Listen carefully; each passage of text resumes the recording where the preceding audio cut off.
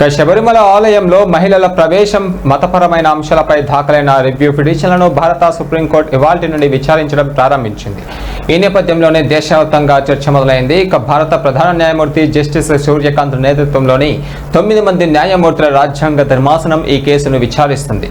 2018లో మహిళల ప్రవేశాన్ని అనుమతిస్తూ ఇచ్చిన తీర్పుపై వచ్చిన రివ్యూ పిటిషన్లతో పాటు మతపరమైన ఆచారాలతో న్యాయస్థానాల జోక్యం ఎంతవరకు ఉండాలనే విస్తృత రాజ్యాంగ అంశాలను కోర్టు పరిశీలిస్తుంది.